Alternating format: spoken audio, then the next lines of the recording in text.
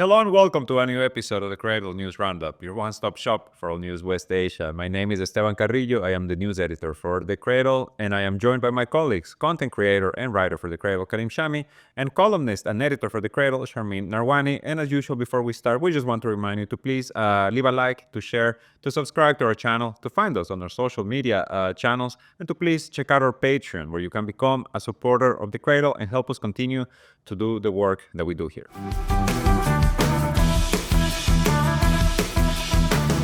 So today is day 500 since the attacks of 7 October, Operation Al-Aqsa Flood, and apparently the start of talks for a second phase of the Gaza ceasefire deal. This is a very brittle ceasefire that has been holding in Gaza. It seems Anadolu agency reported earlier today that Israeli Prime Minister Benjamin Netanyahu has finally agreed to hold a cabinet meeting to discuss the second phase of the Gaza ceasefire. Reports say that he has sent a delegation to Qatar to continue talks with mediators for the extension. As we know, this is a three-phase ceasefire deal that was agreed upon in January.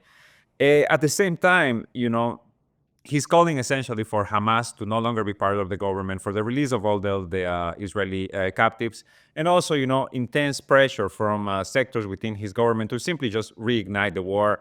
And also kind of like a de facto blessing given by the White House in this sense of restarting the war. State Secretary Marco Rubio was in Israel yesterday giving a statement saying that calling Trump's plan for ethnic cleansing bold, saying that he supports it. Netanyahu putting out a statement today saying that the ethnic cleansing of Gaza is something that he has to do because it's essentially a directive from the White House. So this is where we stand right now. Talks restarting for the ceasefire, but at the same time, continued attempts to completely, blow it up, which at the end of the day has been the designs of the Israeli government since the first ceasefire deal in November 2023, and every attempt thereafter to stop the carnage inside Gaza. So what do you guys think? Do you think there's any future for this ceasefire, or are things going to collapse as soon as possible? Well, what's interesting is, what maybe we can start calling the Witkoff effect.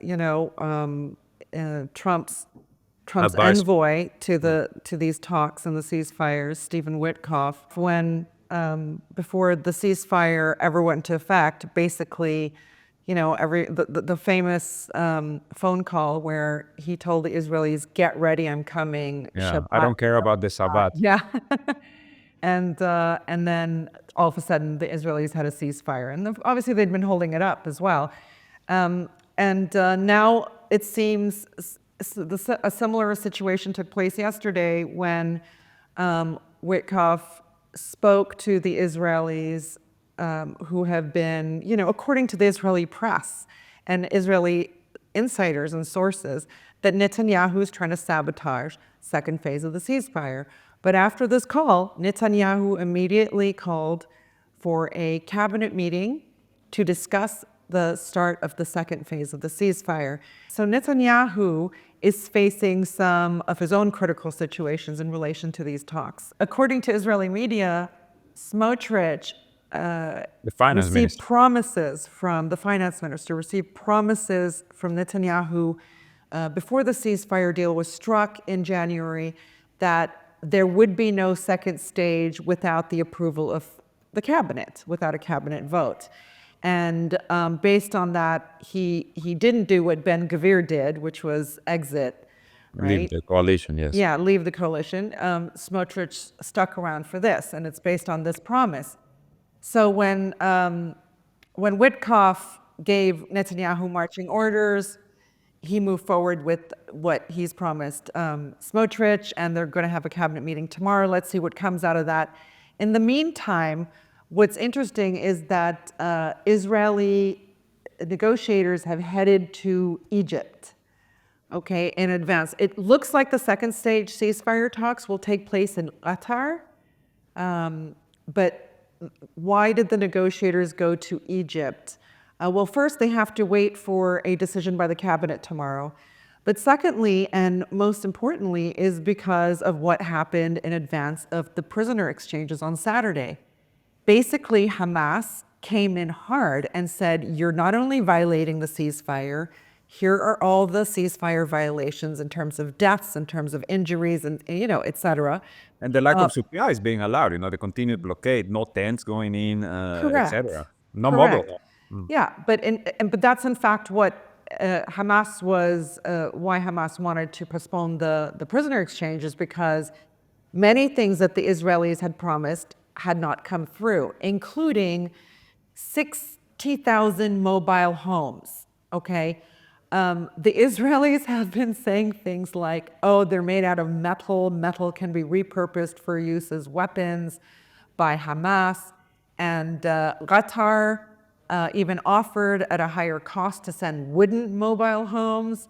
None have entered, not the wooden ones, not the metal ones. So 0 of the 60,000 mobile homes have entered in phase 1 of the ceasefire agreement. Also, 200,000 tents were promised, and only 20,000 have arrived thus far. As well as heavy machinery to remove rubble. Okay, none of that has been received. These are all sitting on the Egyptian side of the border, waiting to enter Gaza. Hamas stuck hard to its cards, and before the prisoner exchange took place on Saturday, and as a result, the Israeli negotiators are headed to Egypt to discuss the movement of these supplies into Gaza specifically, as well as fulfilling the aid, the humanitarian assistance part of the deal, which has been arriving, but in much smaller quantities than required under the agreement. So this Especially is, to the north of Gaza. The north yeah, of Gaza is particularly this, dire. this is the thing. I mean, we're seeing what we're seeing in Gaza. We're also seeing in Lebanon a huge effort by the Israelis and their American allies to hinder the resettlement of people in areas that they really want cleared for the future, which is northern Gaza and southern Lebanon, right? So reconstruction materials, homes, water supply, electrical supply, all those things are being severely hindered in order to not allow people to return back and set up their residences again. Is reconstruction part of the second phase of the deal or the third phase of the deal? Because if reconstruction is part, of the next phase, then all of this heavy machinery needs to be entering within the next few weeks. Well, no, it's not. Before you can reconstruct, you have to remove the rubble. I mean, Exactly. Gaza is all rubble, and that's why in phase 1, I think the deal stipulates 500 pieces of heavy machinery for rubble removal, and not a single one has entered. So the you have to UN have said, that before just you to remove rebuild. the rubble is going to take 15 years, right? Yeah, that's political positioning. Even the Palestinian Authority has said it'll take 3 to 5 years to remove the rubble. That's, if you want rubble removed quickly, bring in the Iranians or bring in the Chinese to do it. That's like, I mean, they can build cities in, overnight. In 1 year, you can have a metropolis. So the idea that it would take that long is just an American-Israeli talking point that is being regurgitated by the so-called moderate Arabs. It's not true. So what happened last week is very interesting, right? Because what it looks like is like Israel blinked, right? Hamas gave an ultimatum, Israel gave an ultimatum back, but then immediately blinked, immediately started sending more aid, he started sending some of a number of tents, right? As you said, not the number agreed upon, but they did start making their way into Gaza. The aid flow also increased. So, this came after the whole... By the way, the Israelis are even contesting and criticizing that the tents have metal rods to hold them up, which could be repurposed for weapons. But go we've ahead. seen Hamas, like standing around with Qassam fighters standing around with Israeli weapons, right? And we know that they're using unexploded Israeli bombs to kind of replenish their supplies or create booby traps, etc. So I don't know. It seems like they already have enough weaponry inside Gaza already to be, concerned about metal rods that are going to hold up a tent for displaced families. What do you make of this situation, Karim, with the ceasefire? Do you think the Arab mediators had anything to do with Israel starting to allow a bit more aid? I don't think that the Arabs have anything to do with it. They are like secondary actors. Whatever Trump says they will do. I don't think they have a vision or they have like a policy for their countries, especially Jordan and Egypt.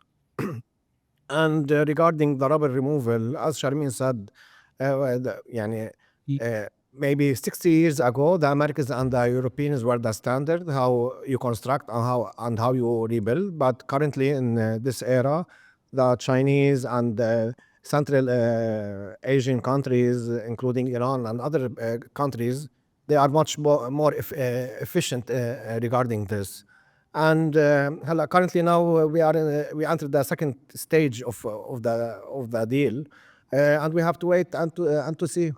يعني the first stage almost has been almost completed, and stage 2 it might include removing the rubble, or they will say in phase 3 we will remove the rubble. Still we have to wait and see. So just not to confuse the listeners, because I can, even we get confused. There are 3 stages of this agreement, which went into effect on January 19th. Each of these stages is meant to last 42 days. So during the deal was during the first stage, I think around 16 days after the ceasefire went into effect, negotiations for stage 2 were supposed to begin, but we've now passed 30 days of being into the ceasefire, and stage 2 negotiations haven't started. Stage 2 negotiations are currently being held up based on the cabinet meeting to be held in Israel tomorrow. And if that happens, with the Witkoff whip and Israeli negotiators go to Doha, then we will begin that process, which is going to be a long one. I think what worries the Israelis is, other than they're obviously having to send in equipment and goods and supplies that they don't want to send into Gaza, but in stage 2, I believe, it will require the removal of Israeli troops from the Philadelphia corridor. And that will mean a complete exit of all Israeli troops. Thus far, Israeli troops have abandoned most of Gaza. In stage 1, they left the Netzarim corridor, which they built to separate North and South Gaza.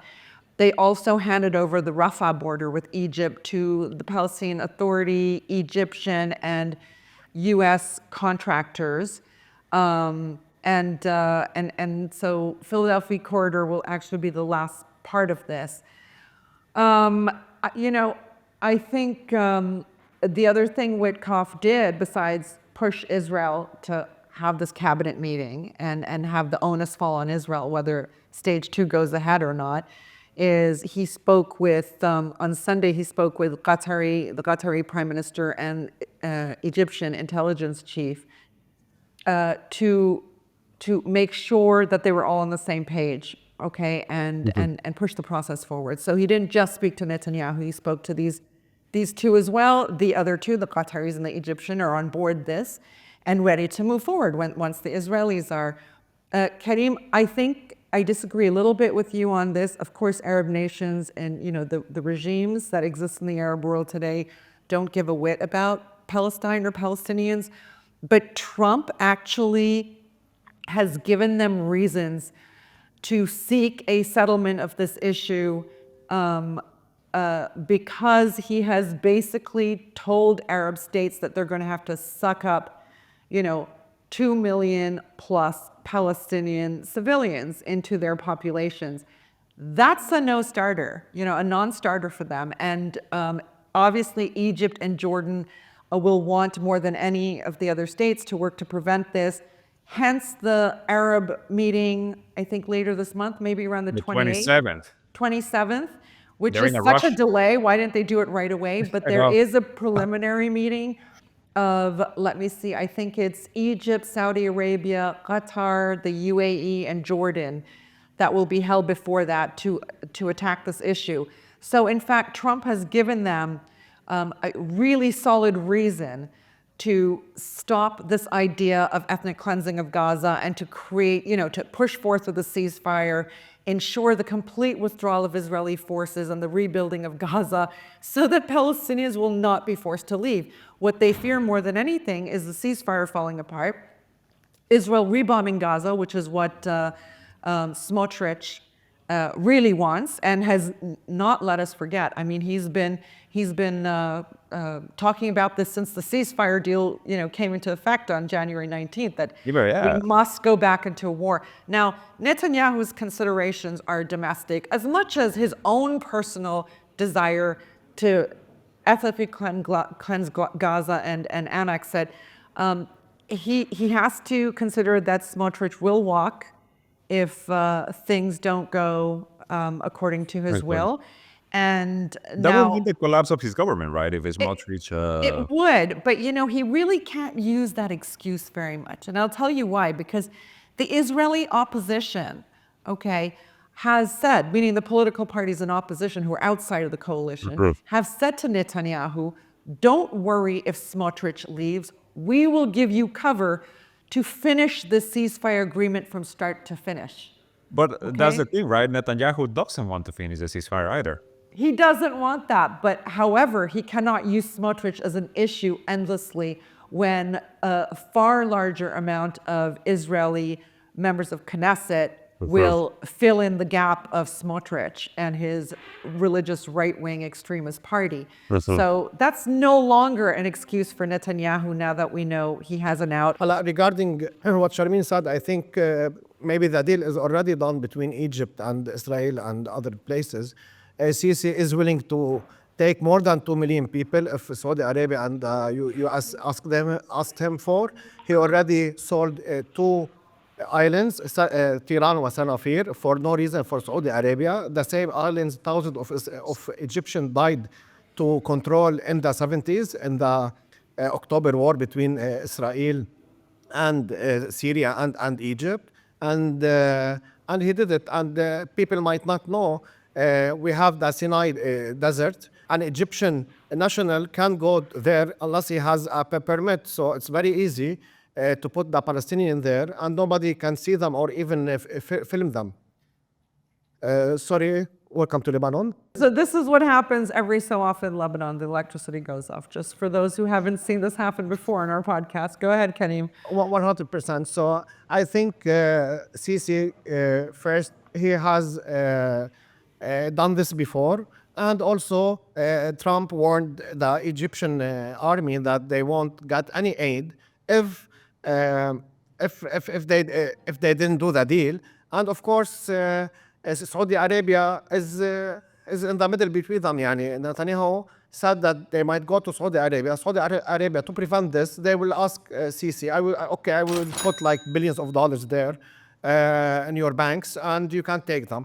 The point is that the West Bank issue is very complicated. I don't think they can push the Palestinians to the West Bank. It will be very dangerous to Israel. I'm not saying that King Abdullah will refuse this, but logically, this can't be done. You mean from Gaza to the West Bank? No, from the West Bank to Jordan, sorry. Yeah, because right now there's also ethnic cleansing ongoing in the West Bank. This is very difficult to be implemented, not because, as I said, not because King Abdullah refuses, but it's not sufficient for Israel, but pushing the Gazans or the Palestinian Gaza to Sinai, I think it's very easy and it can be done. Let's not forget that the Jews and the Zionists came to Palestine through boats. The Europeans did that, and now the Americans can send them to the border to other country. This can be implemented. Who's going to do it though? Because they're not going to leave willingly. Who's going to come in and actually? If I am a Palestinian, to be honest, I am with the resistance, and I have like pan-Arab ideology. But after all what happened, 500 days and seeing killings, and if I have a family, I might also leave. Okay, well, 2 things. One is, this is an exact reason why Egypt will not allow Trump's plan to go forward, because they know that Israel has designs on the Sinai, and have talked about it openly now. Greater Israel, right? Yeah, I have talked about it openly now, number 1. Number 2, the Egyptian economy simply does not have the ability to absorb 2 million people, 1 million people, 500,000 people. It just doesn't have the ability to absorb them. The Egyptians and Jordanians, because of Trump, are now highly motivated to stop this scenario and have become suddenly highly motivated to keep Gazans in Gaza and rebuild it and ensure that the ceasefire goes forward. The second part of this is, Karim, Israel's alternative plan will be to open the beaches for the Gaza beaches for the transportation of Gazans outside, if any country will agree to take them. And that's a big if. I'm talking about Cyprus, Greece, European countries, because Germany can take them and Egypt can take them. Germany, this is not an issue. Germany Germany can I don't know why you are talking about this. It's so obvious, Sharmeen. Karim, Germany can't take them. As you have noticed, the Syrian refugee influx into Germany has caused a lot of domestic discontent. They are very happy with the Syrian refugees. Now we're seeing a switch in German, potential switch in German elections, in terms of the ruling political party, because of this as well. But recent polls have shown that a large number of Gaza youth would, in fact, leave if offered the opportunity, okay? And this is part of the reason why Israel has halted and is impairing any attempts to rebuild schools and universities. They want the youth who dream of a future, who can't finish their academic studies as things stand, to use this as an opportunity to go abroad and finish their studies, maybe with the view of coming back, but of course they would not ever allow them to come back. So here's, this is Israel's alternative plan, is to create, instead of because there's no way Egypt and Jordan is going to agree to any of this. I don't care what Trump pays. Their entire legitimacy is out the window the moment they agree with this. Oh, you disagree, Karim, that's fine. Jordan, I we'll understand, see. We'll just but wait Egypt, and see. he did it before. He sold part of his country. Selling islands is different than absorbing 2 million people. It's the order of magnitude, the impact on regular Egyptians of selling an island. Zero impact. Of 2 million people coming into their country. Okay, Yes. all right. Well, we'll let viewers decide on that. Just an information, the population of Egypt rose in the past 16 months 2 million. They don't care, Sharmeen. And again, Sinai is separated from Egypt. If you are an Egyptian, you will not see Sinai desert.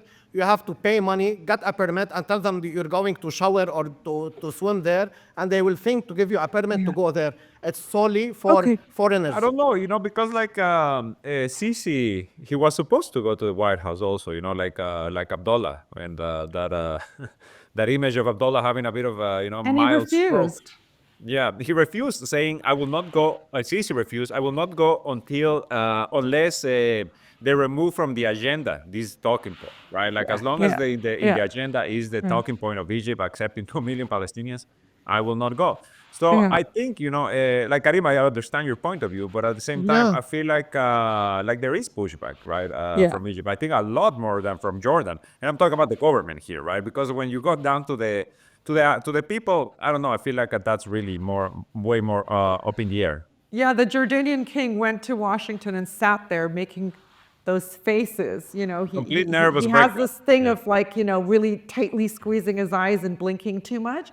And he just went into full paralysis during that meeting, where his face just contracted amazingly, and then agreed to take in 2,000 injured children from Gaza to give them medical help. But Sisi said point blank, no, not if you come there and make a fool out of me. I mean, this undermines their legitimacy, whatever legitimacy they have, absolutely. And for Jordan, it removes the necessity for the Hashemite kingdom of Jordan to even exist, because with 60% Palestinian population anyways, another few million from the West Bank or from Gaza will absolutely change the demographics inextricably in Jordan, and you will have a de facto Palestinian state. So And isn't Jordan like unemployment 30% or something? They have, and it's like both countries economically. are under severe economic distress. Sorry, Karim, you were gonna Severe. say.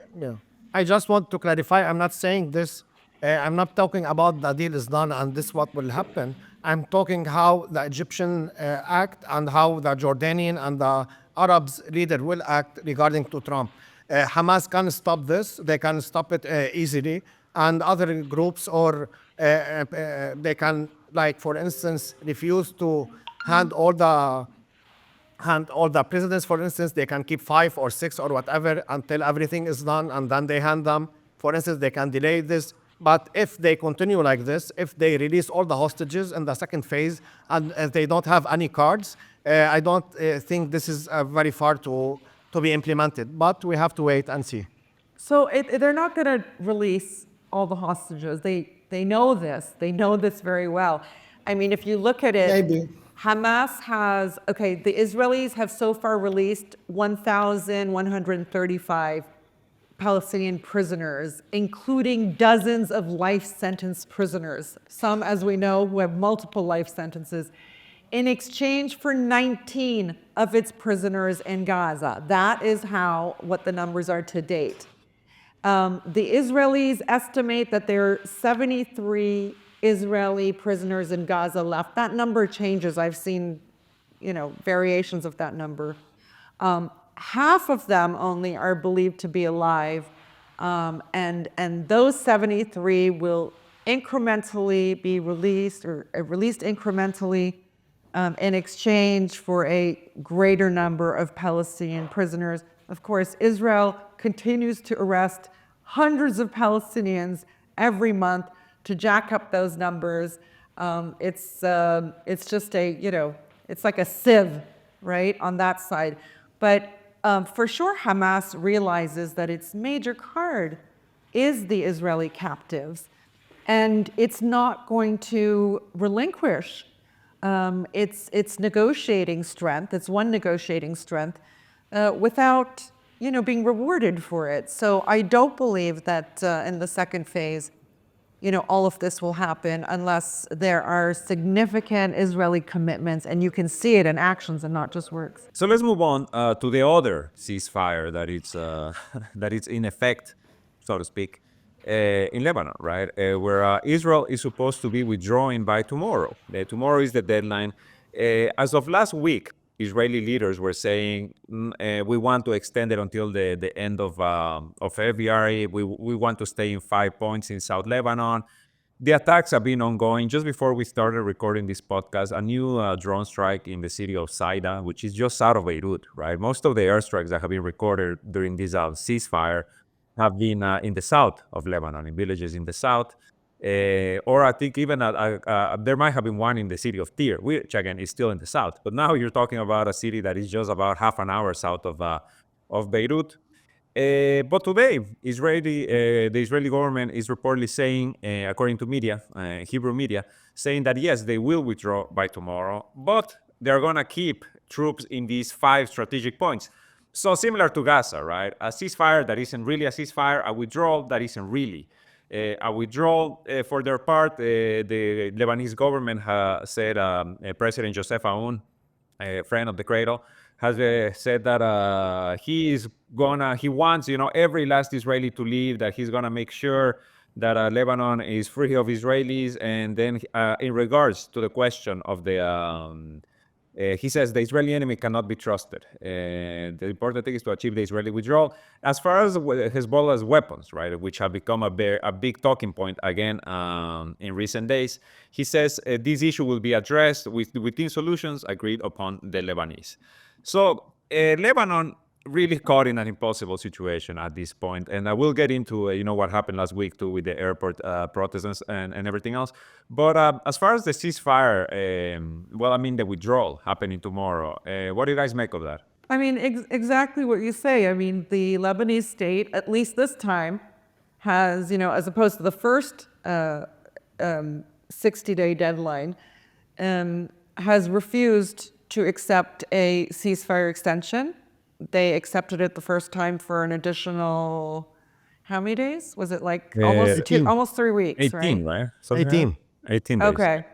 Aoun has also come out and said, expressed his fear that the complete Israeli withdrawal will not be achieved tomorrow. But he has stressed, and this is kind of interesting, that the army, of which he was commander until just about a month ago, the army is responsible for protecting the borders and is ready, and if it fails, will be held accountable. He knows damn well, being commander of the army for so long, that the army does not have the capability militarily to fend off Israeli occupation and aggressions. He says he will not accept a single Israeli remaining on Lebanese territory. Presumably, he's also referring to the 5 villages that Israel has threatened to remain in. But then, he follows that by saying the option of war in retaliation for Israel, continuing to occupy Lebanon, the option of war is useless, and we will work through diplomatic channels. You think the Americans return his phone calls when they don't want to? He's completely beholden to the Americans entirely. He wouldn't be president if it wasn't for the Americans. We saw the picture, right, with this envoy, with the woman, Ortagos, with the Star of David ring. Well, he's just, he's been so beholden to the former U.S. ambassador. Do you see any pictures of him without the former U.S. ambassador and then the current U.S. ambassador? Really, half his shots in this country, photo shots, are of him with a U.S. envoy or ambassador. He does warn that the credibility of America and France, who are also parties to the ceasefire agreement with Lebanon, is at stake as they work to achieve the Israeli withdrawal. Well, the Cradle covered the first part of the withdrawal, the first part of the ceasefire, and we saw for weeks, that the committee ostensibly set up to ensure there were no violations and the ceasefire was going ahead as planned, basically didn't even meet. The American guy in charge didn't even come to Lebanon. The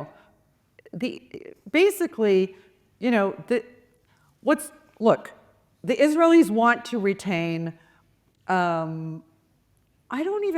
it's for so many reasons, but a big reason is they've been humiliated by Qassam brigades in Gaza, right? And the handover of captives and prisoners and et cetera. So much so, they've realized in, almost 3 months of the ceasefire agreement in Lebanon, that Lebanon is not willing to play its cards and use the threat of resistance operations renewing to threaten Israeli actions in Lebanon. And so it's just, it's violated Lebanon with Lebanese territory and sovereignty with abandon during the ceasefire agreement, with absolute recklessness and abandon, and nobody stopped it. So what's to stop Israel from continuing its occupation? However, in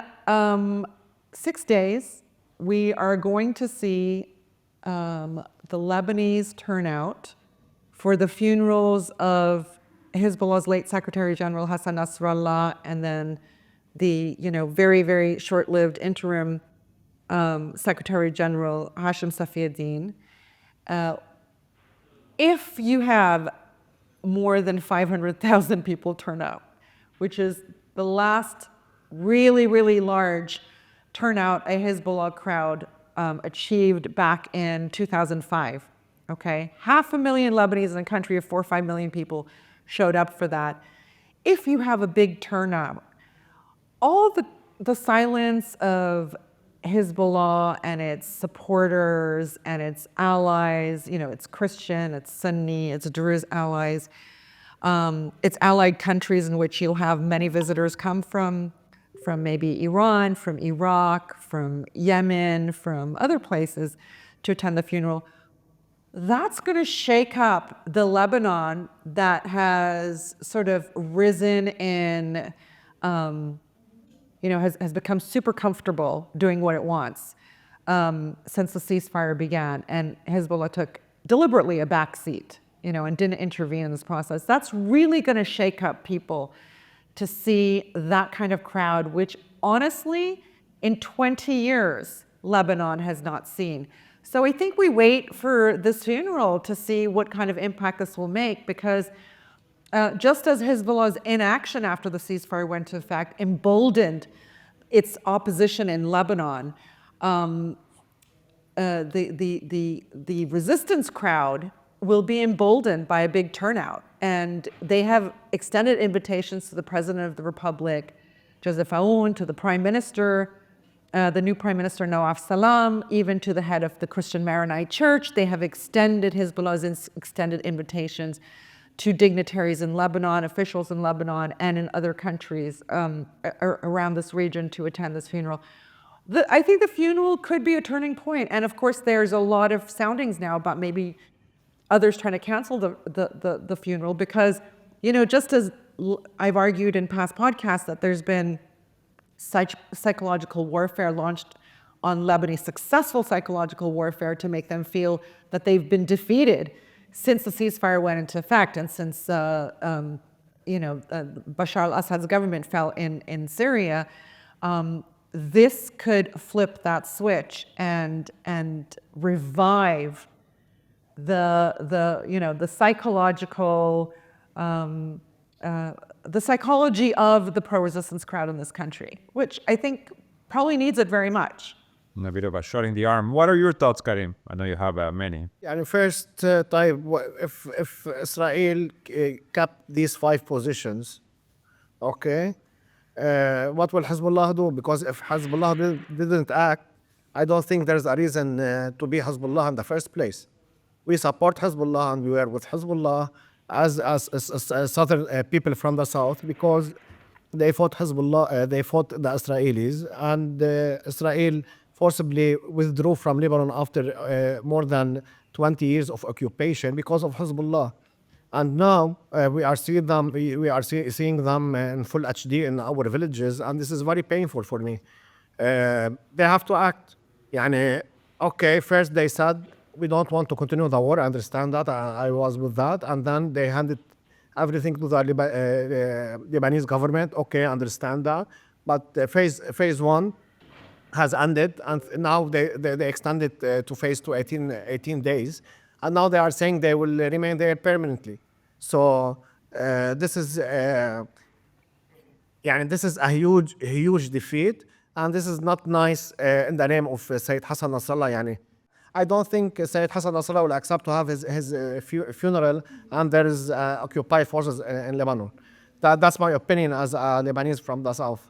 There are other ways for the resistance to fight back and undermine this project. It is not just a matter of having Israeli troops out of this country. There are other projects happening in Lebanon right now, and let's discuss some of these. One is, and we just saw today, that a report in Al-Hadath quoting the U.S. State Department saying that all U.S. aid to Lebanon will be suspended by the Trump administration pending a review. Now, this is a threat to the Aoun Salam government. You do as we want, or you're going to be deprived of the funds. Now, the Americans at one point transferred $100 million, okay, this is before the Gaza war, directly to Joseph Aoun when he was commander of the army. And this, created a stir in Lebanon. Like, that's not what you do. A foreign country doesn't pay an army directly. It goes to the government's coffers, and that money is doled out. But they paid it directly to Joseph Aoun, and it was a scandal. So now they're saying to their guy, Joseph Aoun is their guy, that we're going to suspend things and hold out leverage over you unless you do our bidding. Why is the U.S. doing this? Because this is part of an overall U.S.-Israeli effort to slow down, completely stop, or control reconstruction aid to the south. The Israelis basically want, during the almost 3-month ceasefire, the Israelis have blown up so many houses and towns and government buildings in the south of Lebanon. I mean, we saw video footage just last week of a new area that Southerners entered And they couldn't believe it. It was like Gaza. There was dust and rubble and nothing else. And so the Israelis have done this deliberately. What they couldn't achieve during the war with Lebanon, they achieved during the ceasefire, leveling villages on the border with Israel, leveling Lebanese villages further in. And this is part of their idea of creating a buffer zone. So if they can't physically be there and occupy it, which they're not going to be able to be for the long term, they want a sort of like dead space, right? Dead space, no civilians, no villages, no They've homes. said that they're going to consider any new structure built a military target also. Yeah, but now the goal of the resistance axis, and of course, even if you're not part of the axis, the goal of southern Lebanese is to rebuild their homes. This isn't just their homes. They go back tens of generations. Their families are Southerners. Like, they have a connection to their land and their villages that the Israelis simply don't have to their towns and villages. The other thing that is happening at the same time, this is again where Hezbollah can try to defeat the leverage that the Americans are imposing on the own government, is, I don't know if you've noticed, but US dollars cash has trickled to a tiny stream in Lebanon. Whereas after 2019, just to put this in perspective, so Lebanon had a financial collapse or financial crisis in 2019. And a lot of Lebanese, everyone lost trust in banks, for starters. And then you couldn't make transactions easily. And your accounts were withheld from you. You didn't have access to that. Nobody trusted putting new money into their accounts for a good few years. So a lot of Lebanese turned, and people like myself who've never used the system, to Hawali system, which is if you need to send money abroad or receive money from abroad or send money locally even, you didn't do it through wire transfer. You did it with a Hawali, who is a person who sends money from place to place. It's completely legal. It's kind of like the Lebanese version of, or in West Asia, the regional version of Western Union or MoneyGram, right? And people got comfortable with this. But what happened is the US suddenly realized, oh heck, we don't have eyes on transactions anymore. This was always our secret tool. This is always our way of determining who's violating, Terrorism Act, Finance of Terrorism Act laws, et cetera, or pretending to, And they lost eyes on Lebanon's economy. And just like in Iraq, which the Cradle has reported for the last 3 years, the Americans have sanctioned specific Iraqi banks that they don't have enough control over. The Americans have tried to restrict cash, U.S. cash dollars in Iraq. So they did it with 5 more banks today in Iraq. Correct. So that's been ongoing. This is a repeat of what the Americans were doing in Iraq. Now they're trying to impose this in Lebanon. They want to push transactions. They want a cashless economy, everything going through credit cards and bank wire transfers. So they can have eyes on everything. And of course, the Americans, like now, if you want to send money to your mom, overseas, the questions you get asked, like, why do you need to send money to your mom, is just ridiculous. Like, nobody should have to go through this, And proof, they ask for proof. Well, prove to us that your mother has financial woes. It's obscene.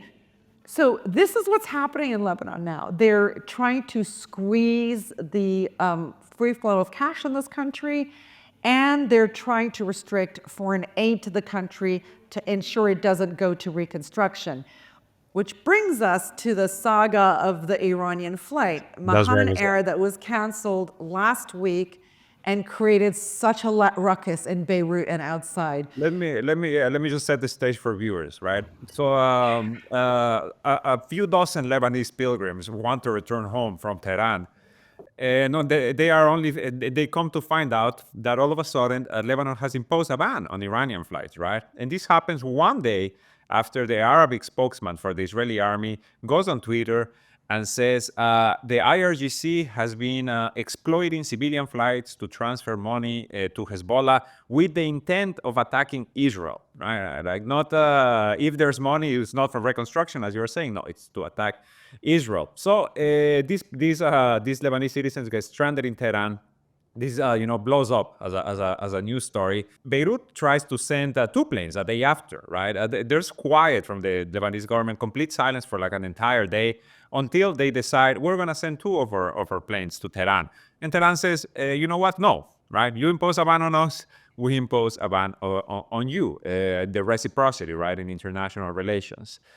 Talks have been ongoing at the diplomatic level, but the most interesting part of this story is what happened on the ground, right? What you mentioned earlier in the podcast, Charmaine, protests. This big protest started happening since last Thursday outside the Beirut International Airport, with people saying, these are thousands of Lebanese citizens gathering, with Lebanese flags, with Hezbollah flags, saying, respect Lebanese sovereignty, right? Like, we do not want this government to bow down to U.S. and Israeli pressure in particular at the same time, right? As Israeli jets, Israeli drones are still flying over Beirut, breaking the sound barrier, perpetuating this psychological warfare, killing people in the south, destroying villages, etc.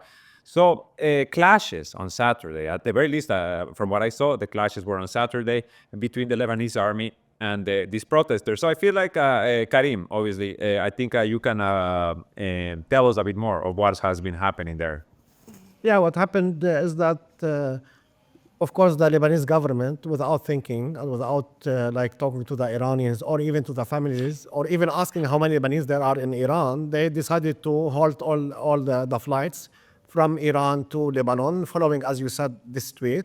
I don't know if somebody in person talked to them and told them, "Khalas, stop it," or because of this tweet, suddenly they are now very afraid of endangering the Lebanese lives. Also, just ahead of the funeral, too. We need to mention that. Just a few days. I don't think Lebanese government is smart as such, to act like this. And also, let's not forget, these weren't Iranians coming over. These were mostly they are Lebanese, yeah. Lebanese citizens. Yeah. So what happened? Me as a Lebanese sitting in Lebanon, I was with my friends. So what happened there? A video that came out from Iran and went viral in Beirut and in Lebanon, of a Lebanese saying that I am Lebanese, I am not with anybody, I was just on a trip in Iran and I have to come back. The people of Lebanon, and especially people that support Hezbollah and Sayyid Hassan Nasrallah, should go to the ground and close the roads, and that's what happened. And what happened is not because Hezbollah asked them to go there, or Nabih Berri or anybody. People went there because they were very frustrated of what happened. A tweet from an Israeli will halt airplanes coming to Beirut from Tehran. Like, would determine Lebanese foreign policy, essentially, right? Yeah. They are determining it before Israel was created. But so that's what happened. People went to the ground, and the protest started.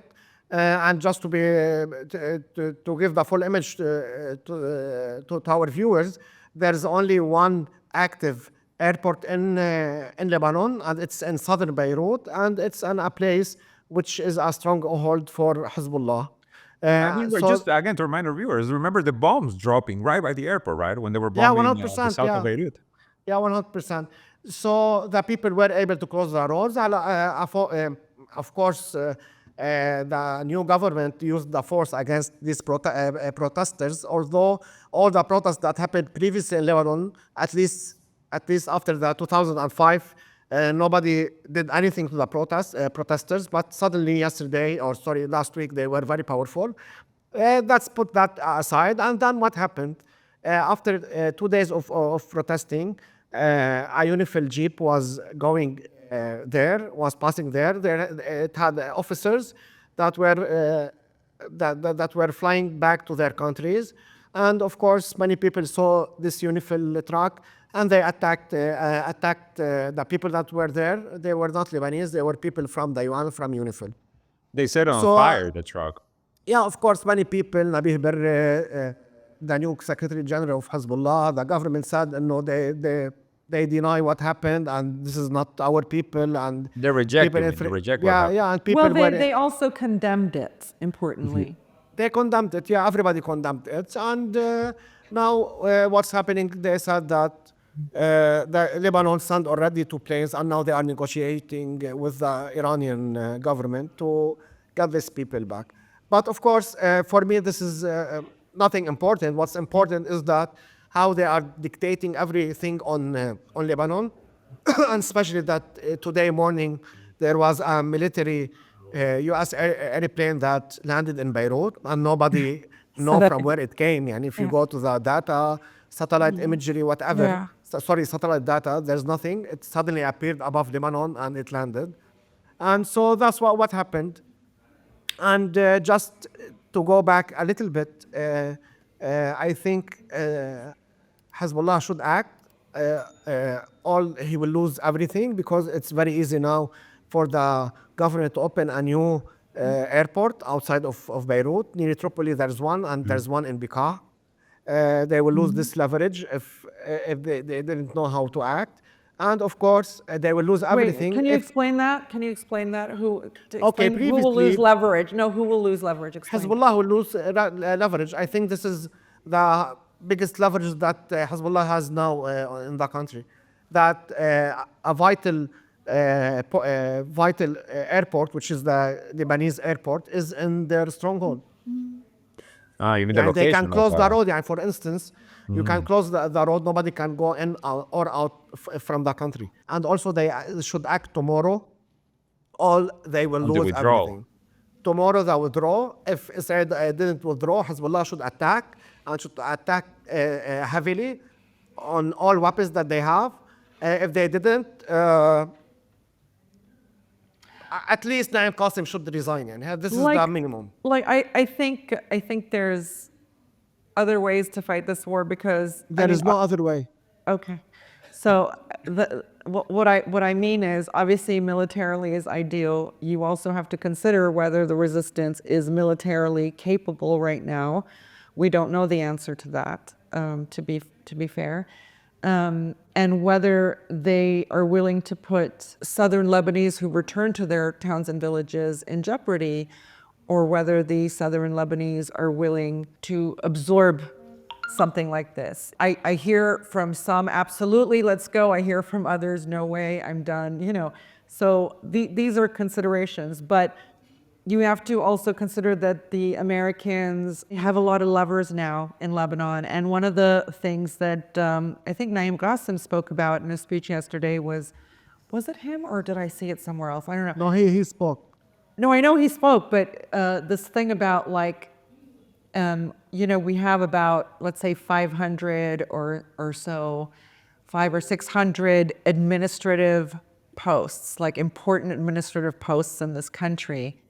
And this government may try to slowly siphon them off to people who will vote in an American way, okay, to start to change everything, like from the port authority to airport authorities to customs officials to, basically besiege the resistance and their own trade and transportation corridors from within. So there's a number of things. So Hezbollah, as well as the other parties in this country, don't want a civil war. But what's coming at the resistance is an American desire to besiege them financially, militarily, in support, in media, and psychological warfare in every way, and even, for instance, divert attention to takfiris coming over the Syrian border. That can flare up at any time. We had the port explosion. Another thing like that can happen every time. I think Hezbollah needs to, Attack these posts. undermine this phase, okay, of trying to install puppets who can use what sliver of authority do they have to hinder the resistance's movement in this country. That's one thing, okay? Like the example of cash flow, all right? Like what would happen before? I mean, I personally don't know, but I assume Iran and other supporters of the resistance, including its supporters, Lebanese supporters, right, would actually fly in bags of cash, as the Americans do to Iraq, right, when it releases Iraq's oil revenues every month to the government that should have full access but doesn't because it's in a U.S. bank account. So so they're going to try to cut all these routes. So Hezbollah has to work to undermine this new framework that is slowly and out of the eye of the public being set up inside Lebanon. That is one battle. I don't know if they will do anything militarily. Well, I mean, we'll see. We'll see. Like, nobody has answers. I know they won't, and I know they won't because they made many strategic mistakes, and tomorrow will be the biggest one. Yeah, no, maybe. But look, one thing that's notable about what Aoun did with this Iranian flight is the previous Lebanese government, even though it was a caretaker government for nearly 3 years, when the Israelis claimed that Hezbollah was, or the Americans claimed that Hezbollah was bringing weapons in through Beirut airport, the Lebanese government immediately organized a tour for journalists and diplomats to go to the warehouse, ostensibly Hezbollah was using to bring in store weapons, arms, to store arms, and to show everyone in broad daylight that it wasn't being. So the previous Lebanese government sought to address Israeli disinformation through tangible examination and establishing that it was false and what the real facts were. This government, from an Israeli military official's tweet, shut down a flight from a friendly country. Now, Lebanon and Iran have a no visa required travel policy. That doesn't happen with most countries. You see what I'm saying? To go from that to a ban on Iranian flights is so extreme that really this government needs to be rolled back, which is, again, why I'm waiting to see what happens psychologically in this country as a result of the funeral service for Nasrallah and Safiuddin, because I think there's a newly emboldened part of the Lebanese body politic may just get a shock from that. Also, if Aoun and Salam are smart, they will leverage a resistance surge and a continued Israeli occupation by saying to the Americans, you're not securing things for us, okay? You're not securing the terms of the deal for us. You're making us look bad. We're losing legitimacy and credibility with our population, and we're going to be an lame duck, ineffective government because in 1 year we have parliamentary elections again, right? Next year, 2026, is parliamentary elections again. So we're going to be out. We're going to be ousted. Will Aoun/Salam be smart enough to do what smart countries do, which is try to leverage other partners on the international scene? They don't have to do it with Iran. The Chinese, the Russians, the Turks, the Indians, maybe start to partner up with the BRICS, maybe apply for a loan from the Asian Development Bank and not the IMF. I don't think they'll do that because these are like IMF hoes, okay? These people have grown up in the Western financial, military, political systems entirely. Their brains have been sucked dry, and IMF is the savior. This is like a really old class of people who don't understand the shifting geopolitics globally. And I feel like Lebanon is like the last country in West Asia to realize this. Even the Saudis and the Emiratis are dancing with the other side. Even the Egyptians and the Jordanians are dancing with the other side, but not Lebanon. And we're seeing articles, in fact, analysis that what Trump's setting Lebanon up for is to join the Abraham Accords. Which, by the way, will never happen. But I mean, just the fact that it's on the table is so ridiculous to me, and it just makes me think that part of the Lebanese body politic has gone like cuckoo, like gone insane, like high, drunk on some fake sense of victory, domestic victory, So it was, to me, honestly, the biggest issue wasn't, the cancellation of the flight. It was the fact that they didn't say anything. That there was no, the passengers weren't told anything, and the government didn't say we're canceling the flights, but we have another solution. They just did it, and then stayed quiet until Nabi Berri came in. It was like, you guys can't do this. You need to find a fix, and then the government moved. Yeah, it's not just about this flight. It's the fact that the Lebanese government then offered to bring back the stranded Lebanese passengers via a Lebanese aircraft, and the Iranians said, no, you're not. No, you're not, okay? You're not doing that, okay? You're not canceling Iranian flights because we have to have a discussion about that. We're not gonna allow Lebanese flights to take the place of an Iranian flight that was perfectly legitimate, to fly there. So the Iranians are standing their ground. Let's see what happens. I mean, The Lebanese also, same with Aoun and Salam and all, they play pretty with Iran. They play nice with Iran. They have friendly conversations, much like the Saudis and the Emiratis have with Iran. But this You know, is like, Iran also is at this point trying not to be confrontational, I would say, right? yeah, Like yeah. they are very with the U.S. I'm talking about, right? With the new Yeah. with the Trump government, they seem really interested and ready to actually sit down on the table. Khamenei, not so much. I think he has been very a warning. He has issued very stern warnings. Well, I mean, Pezeshkian- Esteban, to be honest, what deal have the Americans ever stuck to, ever in the past few decades? What deal or agreement have they ever stuck to? they're blowing up international law as we speak. It's not like on a daily basis. Khamenei is saying something revolutionary and so out of the ballpark. He's actually voicing something that most people voice. They understand why people won't negotiate a deal with the Americans because they agreement incapable. As with Ukraine, as with NATO and the Eastern Bloc, as with the Algiers Look agreement at with Ukraine, Iran, as exactly with what's happening now. the JCPOA, the nuclear deal with Iran, you name it. I think the Iranians always leave every possibility on the table because they prefer diplomacy and soft power over hard power. And so they try to get there in as friendly and non-confrontational way as possible. Unfortunately, the Americans, Israelis, and that crowd always see that as a weakness. It just isn't. Like, the world is moving more towards, I mean, even Trump. Trump is saying, well, let's negotiate out of a confrontational situation, Ukraine with Iran, et cetera, while holding like the stick in the other hand. But he prefers that route. I think the world prefers that route now. We're done with endless wars. And I think, before we end for today, just to mention, Marco Rubio is currently in Saudi Arabia, right? He went after Israel. And now Sergei Lavrov is headed to Saudi Arabia. Apparently, there might be an actual, summit tomorrow between the two top diplomats of these enemy nations. So, In preparation for For a Putin and Trump-Putin. Trump to meet in Yeah, Saudi yeah. Arabia to put an end to the Ukraine war, which is so crazy. because- Zelensky is also in the UAE right now. He's also apparently maybe going to Saudi Arabia. Although I feel like, he's going to be left in the kids' table at the end of the day and have to take whatever is given to him. But Yeah. no, I agree. I agree with everything's shifting. And there's still some nations, some countries, some leaders who are, a bit But behind. let's not be mistaken. The United States fully control Iraq and the whole Gulf states. When they will do whatever Trump asks.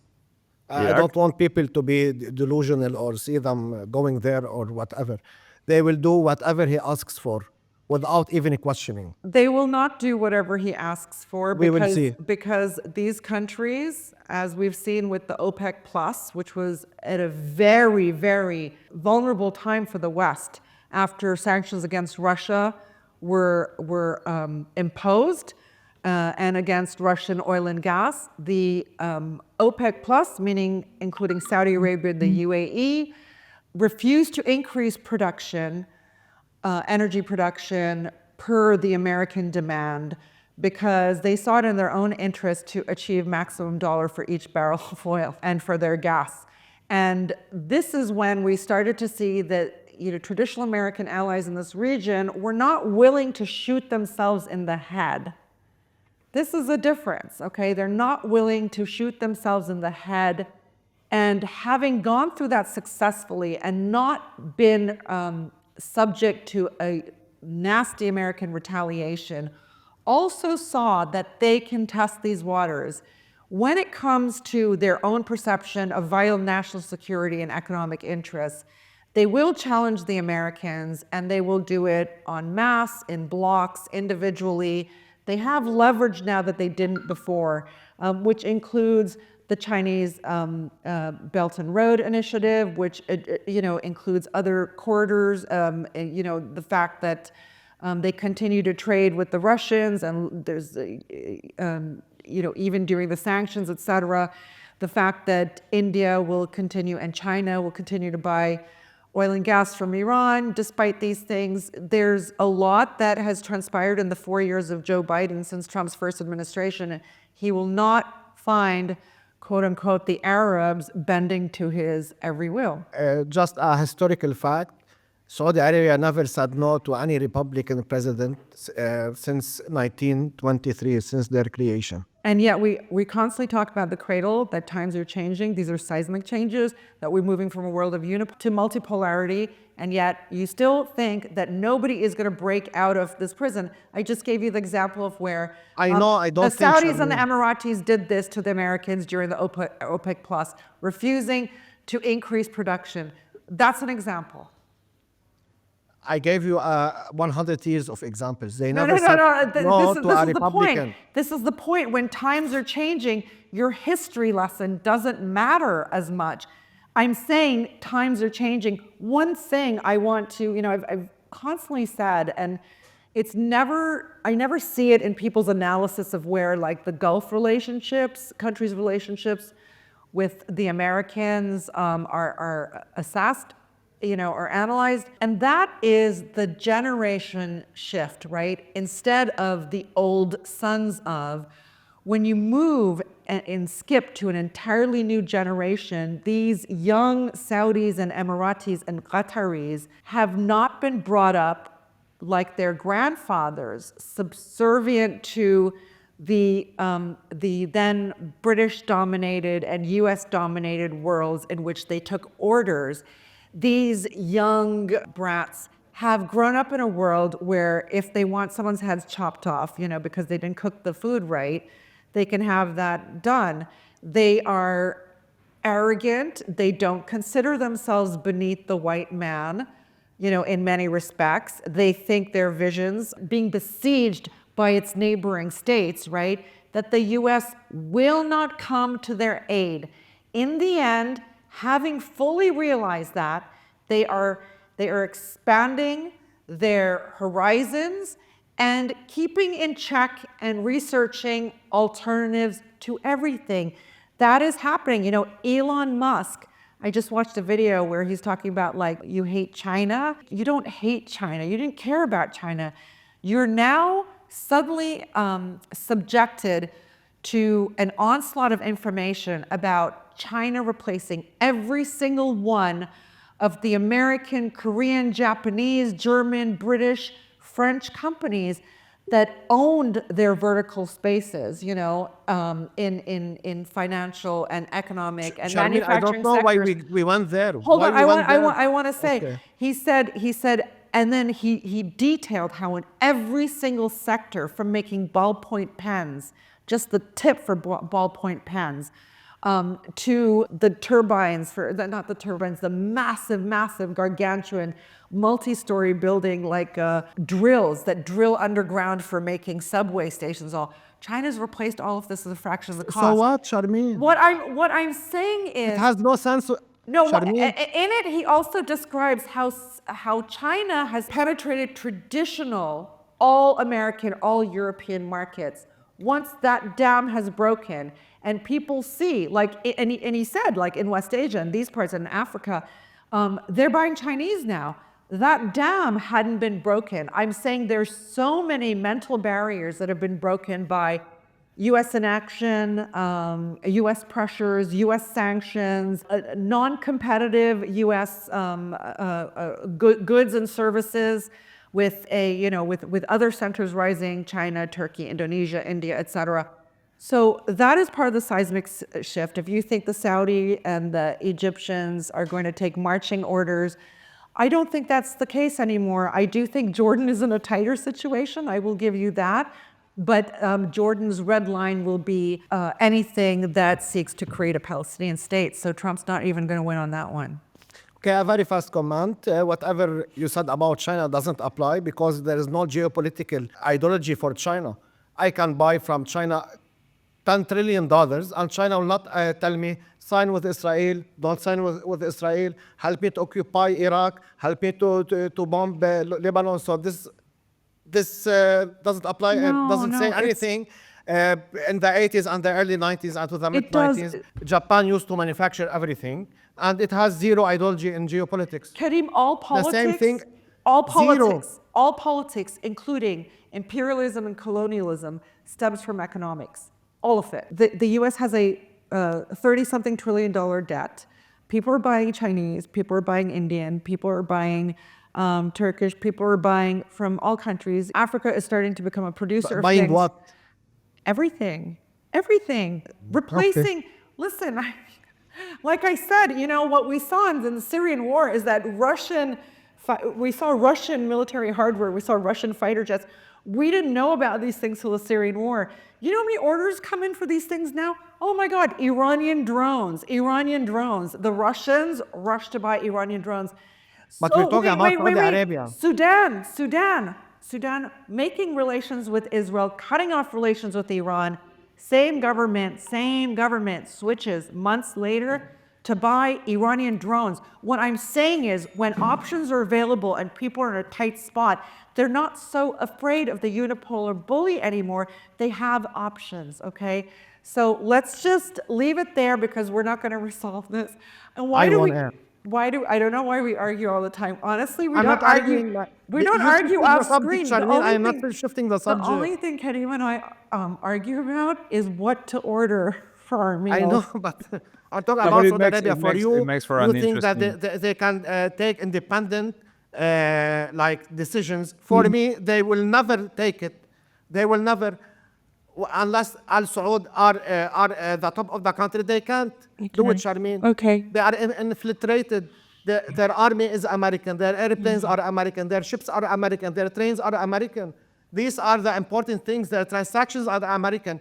The United States will never care if you buy trillion-dollar cars from China. They will tell you, import 100K cars from Ford and do whatever they By the way, want. That's how they act. Do you know that the U.S. doesn't buy one drop of oil from Saudi Arabia anymore, and that it hasn't for a very, very, very long time? Gone long enough, but I know our viewers appreciate the arguments, Charmaine versus Karim. I appreciate them as well. So please leave a comment. Tell us which team are you on. Esteban, you tell us what you think about this as well. Yeah, 100%. But they have to think, comment like more. the main thing I think about is that Saudi Arabia, when they imposed the OPEC cuts, it was this measure really was like a FU to Biden in particular. Remember, because Biden came in saying we're going to make you a pariah, et cetera, et cetera. So MBS got it out for him. I feel like the relationship with Trump is going to be completely different, but at the same time, I do not know what the actual game plan here is for Donald Trump, because this man is like at the same time trying to end all wars, but at the same time trying to make more wars by sending weapons, by doing this and doing that. So we saw his all hell break loose in Gaza just disappear. When Hamas or the ethnic cleansing thing that apparently he told nobody before he actually went and said it on camera, and now it's like becoming actual policy, or they're attempting to do it. So I think we will see. I actually side a bit more with Charmaine on this, on the idea of the changes, right?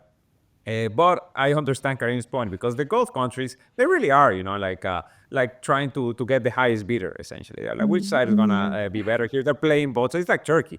Turkey really is, has perfected. Erdogan has perfected the art of playing both sides and falling on his feet, like a cat. He never seems to fall. But playing both sides is actually expanding your horizons, and that's what I'm saying. We're seeing a lot more people play both sides. But anyways, we'll see. But I feel at the end of the day, Saudi Arabia is they like to be with the Americans, and they want Israeli normalization. I feel like they are gonna push it until the last possible moment for it to happen. And I think that's why it's so interesting what's happening right now with Rubio and Lavrov headed to Saudi Arabia, especially after Rubio went to Israel, and now the ceasefire talks restarting. I feel like there's this very, very strong attempt to seal Saudi normalization before the displacement of the Palestinians, but we'll have to see. And with that, I think we can finish up for this week. I want to thank everyone who joined us today. Please make sure to share, to like, to subscribe, to follow us on Telegram, on X, and to check out our Patreon, where you can become a supporter of the Cradle. And the work that we do is all thanks